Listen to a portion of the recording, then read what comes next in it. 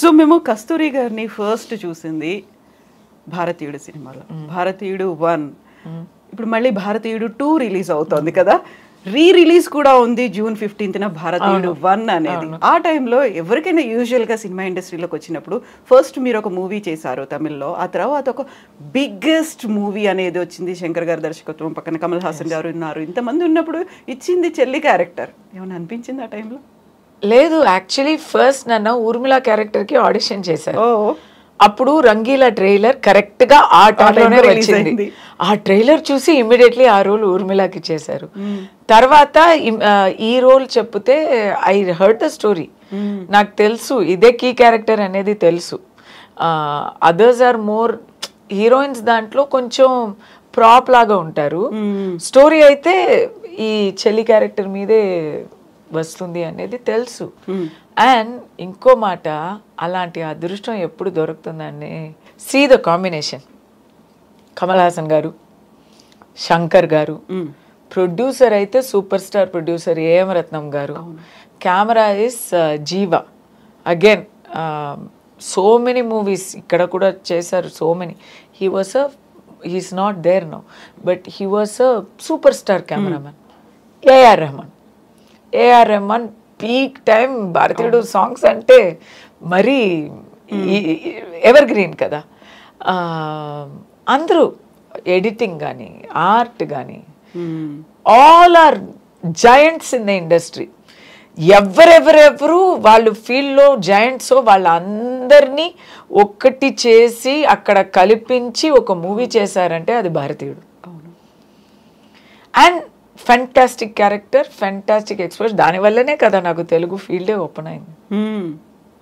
So ఇప్పుడు మళ్ళీ release అనేది అవుతోంది, ఎలా ఉంది ఆ క్యూరియాసిటీ అనేది మీలో? చూస్తారా ఆ రోజు మళ్ళీ? 100%. ఎందుకంటే ఇప్పుడు అది మళ్ళీ సౌండ్ అంతా రీమాస్టర్ చేసి ఉంటారు.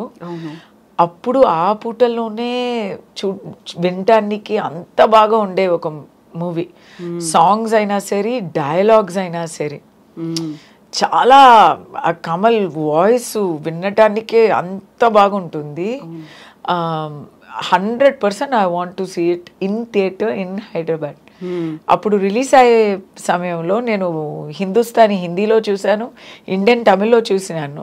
భారతీయుడు ఇంకా చూడలే, తెలుగులో చూడలేదు, ఇప్పుడే చూడబోతున్నా. And to talk of that song, ఆ సాంగ్ ఎలా ఉంది అని నాకే క్యూరియస్ గా ఉంది. ఆ పచ్చని చిలుకలు, ఆ సాంగ్ అయితే చూడ్డానికి ఎంత సరదాగా ఉంటుంది, ఎంత లవ్లీగా ఉంటుంది కదా. బట్ తీయడానికి ఇట్ వాస్ అ తపస్య లాగా. కమల్ గారు వస్తారండి, 3 o'clock వస్తారండి. 3 నుంచి 3 hours 4 hours ఆ మేకప్కి. సుకన్యకి కూడా సేమ్ ఆ మేకపే. ఇద్దరికి మేకప్ చేసి సెట్కి రావడానికే అయిపోతుంది 8:30 9. It will be there only for 2 hours. ఆ మేకప్, రబ్బర్ మేకప్, అది కరిగిపోతుంది. సో ఆ 2 hours లో అన్నీ చేసేయాలి, వాళ్ళిద్దరికి అన్నీ చేసేయాలి, మిగతా అంతా తర్వాత చేసుకుంటాం. చాలా కష్టం అండి ఎవ్రీడే. ఏ డెడికేషన్ అంటే కమల్ గారు, అప్పుడు కమల్ గారికి ఏముంది, ఇంత కష్టపడ్డాలని ఏముంది, ఆయన ఏమో ఉలగ నాయకన్, ఓకే, పద్మశ్రీ. అప్పుడే ఆయన చేయాల్సిన చెయ్యలేని విషయాలే ఏమీ లేవు అన్నమాట. ఇండియన్ టైంలో 20 years ముందు, 1996 కదా, అప్పుడు 30 years, ఇప్పుడు 28 కదా. ఏముంది, he doesn't have to go to such extent. He's torturing himself and acting. అది చూసి నాకు బిగినింగ్ టైం, అప్కమింగ్, అది చూసి నేను నేర్చుకున్నది ఏంటంటే డెడికేషన్, హార్డ్ వర్క్. సినిమాలో ఎంత హార్డ్ వర్క్ చేస్తారో, ఎంత డిసిప్లిన్గా ఉంటారో, అంత సినిమా మీకు రివార్డ్ ఇస్తుంది. అందరూ అనుకుంటారు సినిమా అంటే హ్యాపీగా రేవ్ పార్టీస్ వెళ్ళి హ్యాపీగా ఏం జాలీగా ఉండి గాసిప్లో వచ్చినట్టు ఏదో అంత కాంప్రమైజెస్ చేసుకొని కాదండి.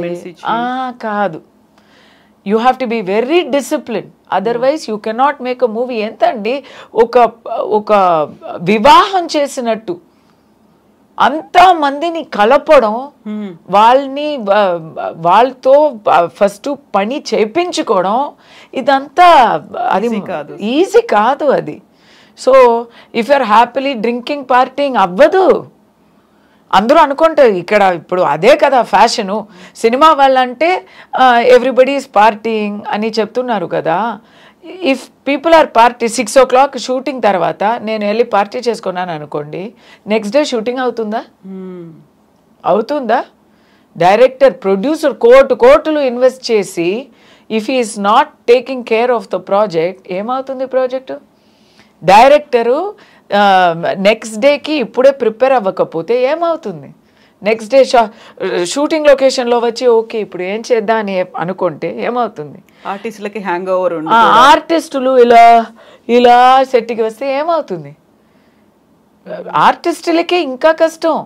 అట్లీస్ట్ వాళ్ళైనా ఏదో తలక పట్టుకొని చెయ్యొచ్చో ఏమో కానీ ఆర్టిస్ట్ ఫేస్లో తెలిసిపోతుంది, దొరికిపోతారు.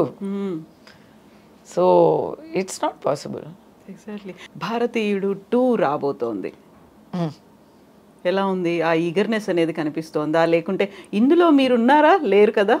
నేను ఫస్ట్ పార్ట్లోనే చంపేశారు. లేదా అండి, నిజం చెప్పనా, కొంచెం పొలిటికలీ ఇన్కరెక్ట్ అయినా పర్లేదు. భారతీయుడు 2 ఎప్పుడు రాపోతుంది అని ఎదురు చూస్తున్న ఆ టైం పోయింది. 2018లో నేను బిగ్ బాస్కి ఒక 2 weeks వెళ్ళాను తమిళ్లో. అప్పుడు వస్తుంది అన్నారు, ఇంకా రాలా. ఇప్పుడు వస్తుంది పక్కా అంటున్నారు. We're almost waiting for 7 years. ఇప్పుడు వస్తే చాలానే అయిపోయింది. ఎంత డేటెడ్గా ఉంటుందా అని చాలా భయం వేస్తుంది. సాంగ్స్ కూడా ఇప్పుడు రిలీజ్ చేశారు. అంత 7 years ఎక్స్పెక్టేషన్ ఉంటే సాంగ్స్ బాగానే ఉన్నాయి, కానీ మాకు ఆ జోష్ రాలేదా కదా? కంపారిజన్ అలా అనిపించింది నాకు. సో ఐఎమ్ లైక్, నాకైతే నేను చాలా ఎక్స్పెక్టేషన్తో వెయిట్ చేస్తున్నాను, కానీ ఒక కార్నర్లో అయితే అబ్బా ఇంత ఎక్స్పెక్టేషన్ ఉంచుకోకూడదో ఏమో అని కూడా భయం ఉంది. మధ్యలో కరోనా ఎఫెక్ట్ కూడా దాని మీద పడింది. అవును, 2 years దానివల్ల దాగిపోయింది.